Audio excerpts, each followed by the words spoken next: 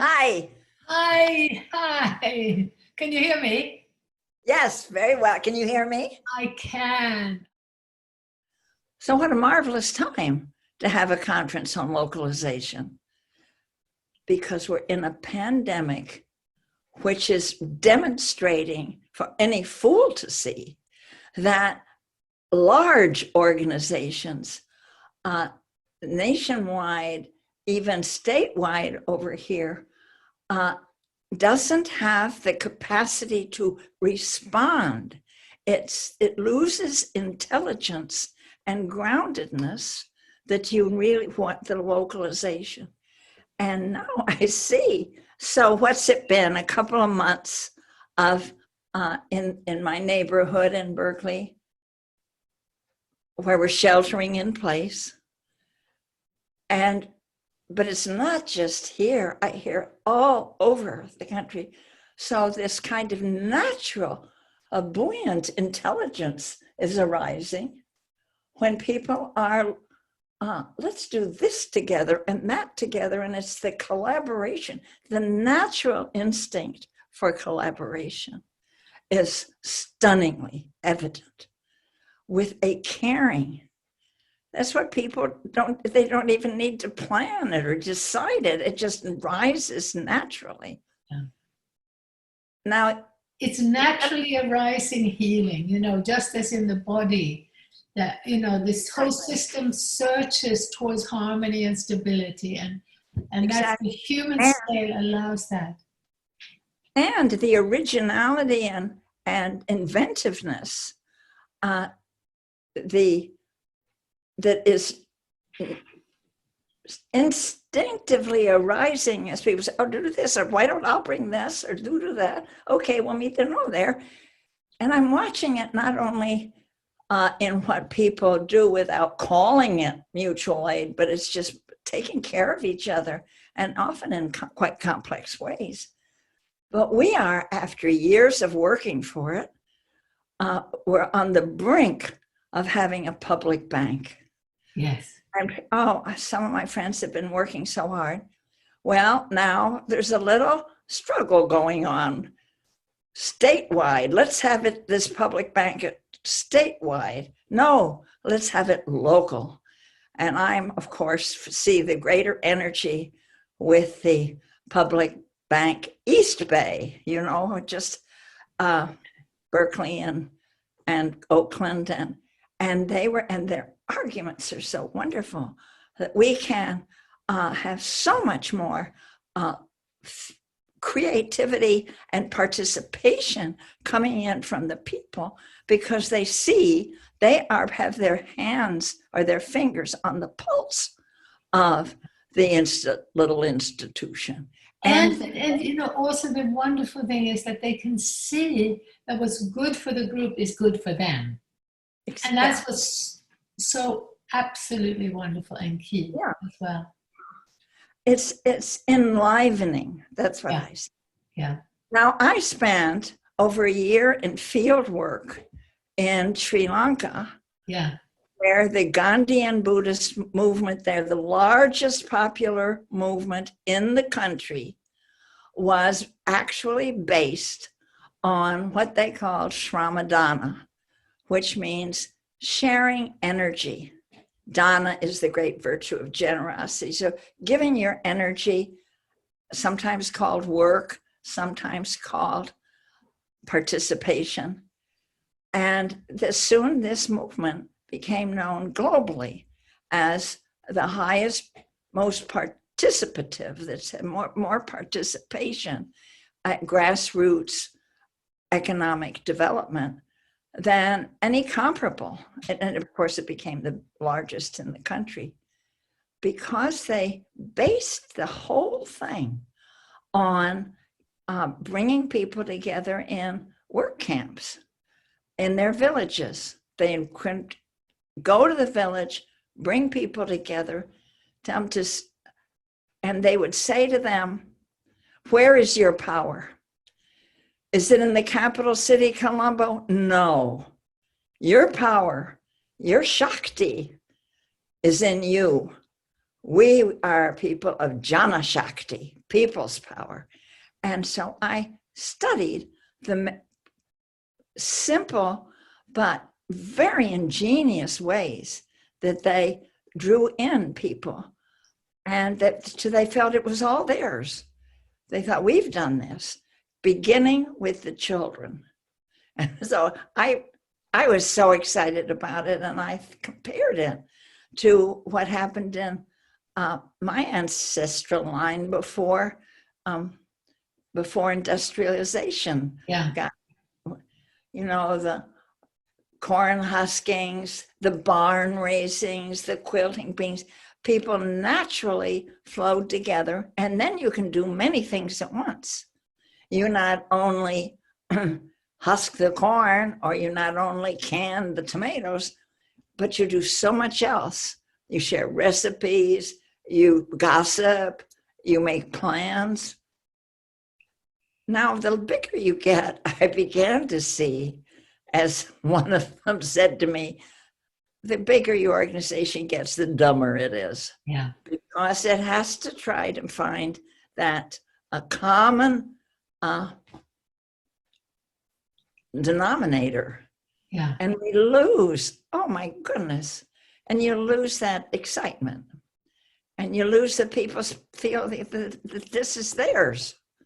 And I would argue too, we lose our humanity because we're losing, that reality of what it is to be human. And it is those interconnected webs of relationships between other humans and the rest of life. And as you have written about beautifully in so many ways, and I would also, it would be wonderful if you could talk a little bit about your idea of the sort of great turning, because to me that is completely parallel to what we're encouraging. We're encouraging this great turning away from the global to the local.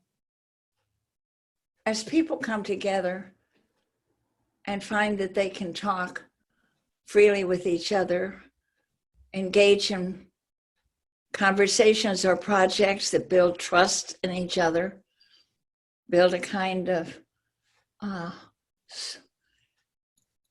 energy as well as a kind of glue that people feel there's nothing to compare with the sense that people belong.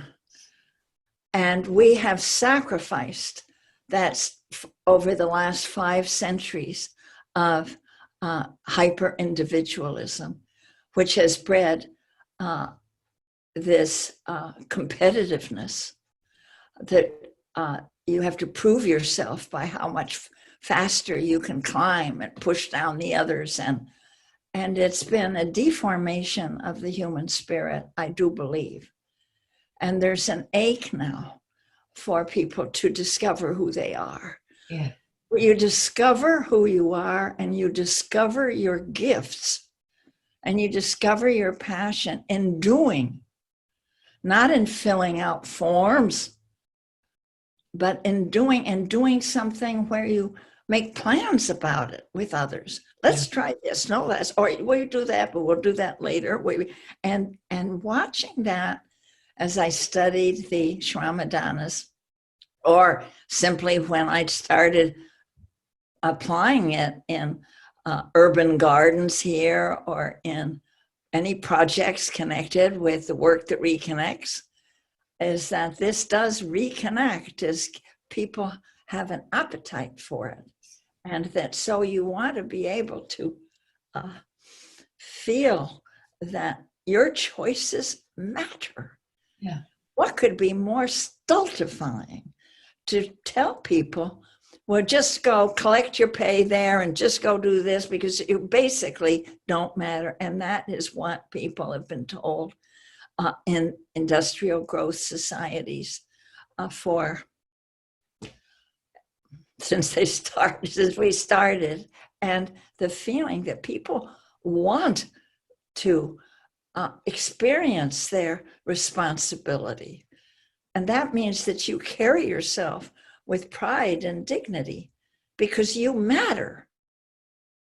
Well, in the industrial growth society, we've been trained to just think we ought to be satisfied with having a job, getting a paycheck, finding our creativity in some hobby or our enjoyment in watching television. But actually, we're built for excitement. We're built for the sense of liveliness that comes when you think that you're taking part in a decision, and we'll do this, so you can do that. Okay, I'll wait till you do that, and planning together. I have watched, well, actually around the world, on how people love that and grow with that. And we are cheated of that when we start organizing in statewide, nationwide, global organizations. Then you become a number. Yeah. And then you try to think, well, I guess I'll have to find my excitement somewhere else. But it's getting more and more passive. As you bring this conference together, the COVID-19, the pandemic, is demonstrating that people are finding that already. They have an appetite for it. No one's asking them to do it. They're not paid for it. I see that we're at the beginning. When I'm in an optimistic mood, and I am optimistic about that, though it's a term I almost never use. But the world that is aching to be born now is a world where people take charge of their lives by linking arms with each other and working together for something they all enjoy seeing happening. There's been much over the last decade or two about the epidemic of loneliness in the United States. And what was it on bowling alone, or what was this, that we have become the consumer society, the rage for privatization, and even privatization of our dreams and our grief. People are bringing back councils, ways to talk together, fed up with living in apartment houses where you are an anonymous apartment number, or in a neighborhood where you just nod at your neighbors. But now here on my street, we have the Wednesday wave. Oh, I'm just missing it now, where people come out with their masks and have a social distancing, 6 feet apart. We're catching up on all the news and getting to know each other actually better than we did before. You really feel that there's this bursting forth that shows, that people are aching for this different world of reconnection. And I don't think that they will put up with that being taken away from them now by things going back to business as usual, where you're just a faceless number, more or less, and you're handed the amusements of the consumer society to keep you happy. What you're talking about is that people realize as they come out and reconnect with the living interactions, then it becomes so much more exciting and interesting, and the slower pace is actually richer. It's much richer. Mm-hmm. Because as you know, when we rush through, then we only relate to each other superficially. For me, the localization movement is a movement that has many names. And among other names is the movement of the work that reconnects. Or is there another name that you have? I mean, what can we, the whole network that you have across the world, what can we call that network? Well, in South America, they call it reconectando. Uh-huh. And that's sort of the Yeah. So and I think in English we could say the reconnecting movement, yeah, because it sounds a little better than saying the work that reconnects, but it yeah, is the reconnecting movement that you started.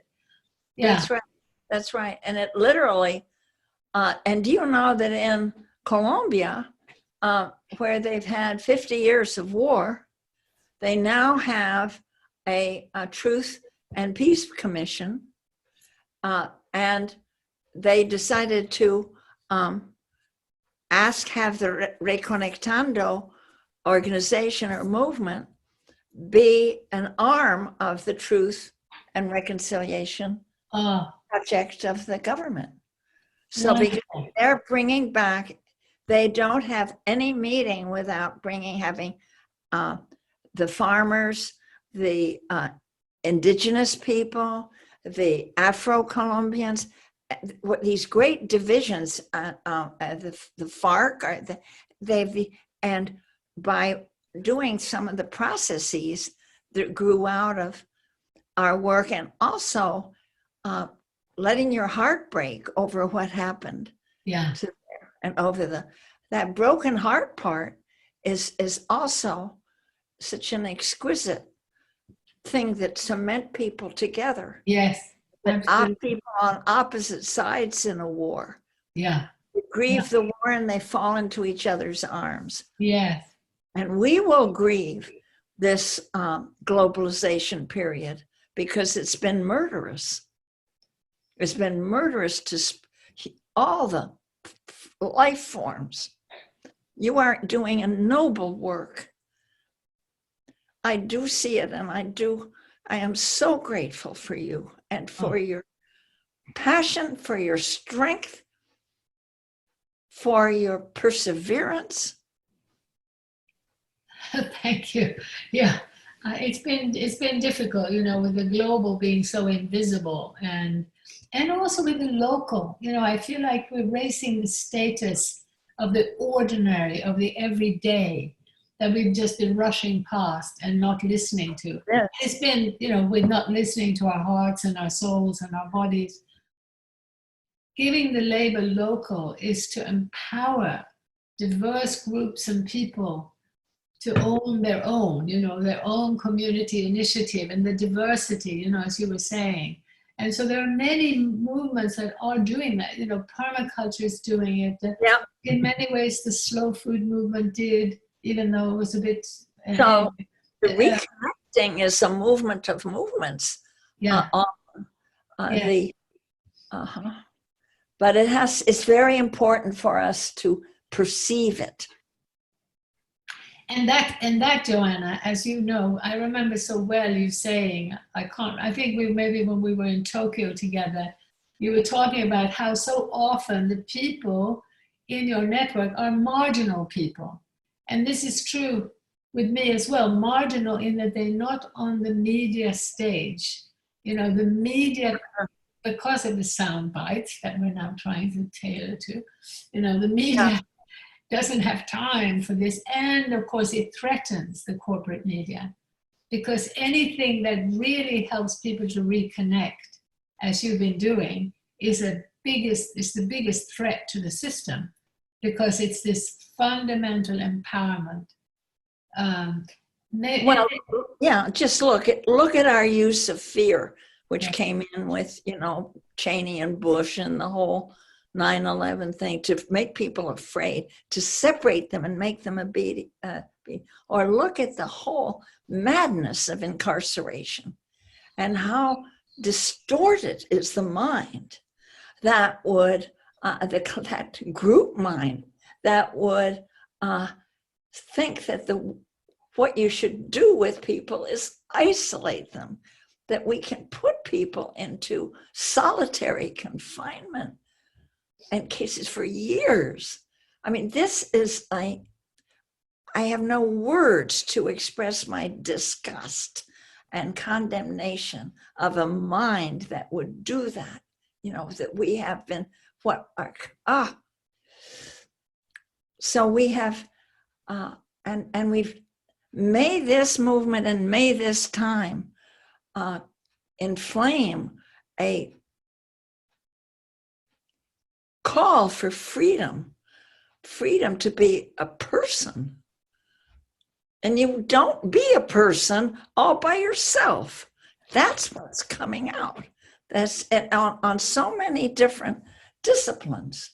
Attachment theory and psychology, eco-psychology, all of this we're seeing, and systems theory, that what happens in relationship is what changes you.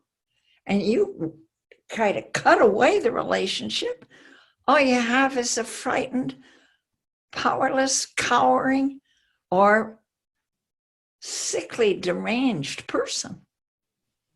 So we're looking, I want you to live a very long time. I want you to at least live as long as I, so you can see this. Me too. I want us both. That's what I keep saying. I want to live long enough to see it. I want to see this turning. And I know it won't be complete, but I want to see this welling up of what we know that people long for, what we know that people want. It's universal. It's what it is to be human. You know, that's another thing, Joanna, you probably wouldn't have thought about this, but I was thinking in talking to you how much we have in common. And, you know, it's not just long experience in Buddhist culture, but it's also the interest in systems theory. When I was at MIT, my favorite group was the systems dynamics group, and the Meadows became good friends. And the third thing is German and Germany. Because when I was young, you know, I fell in love with Goethe, and you fell in love with Rilke. And so it's quite remarkable how much we have in common. Yeah, and there's a group, mainly in Frankfurt, that is doing very interesting work on Gaia consciousness and on collective intelligence. See, but for collective intelligence, for any intelligence, you have to have high degree of diversity, high degree of complexity and difference. Yeah. And this is when we, the bigger we make an organization, the more it rides roughshod over people's opinions and the dumber it gets. Yeah, exactly. In fact, it's one of the absolute central and in a way why I say we must localize, because we cannot respect diversity if we don't, and if we don't respect diversity, we don't respect life. And that's what's happening. We're running roughshod over life, you know, and so it's true of every plant as it is of every child, and every individual human being. And the paradox is we call it individualism, but we're not allowing people to be truly unique and individual. No. So, you know, we call it democracy, and what is it? You know, it's a government for sale. I could sit here talking with you for hours. Well, I would love to. We must try to reconnect again. It's ridiculous because it's... But we did. This was wonderful. Lots of love. Lots of love. Bye, dear heart. Bye.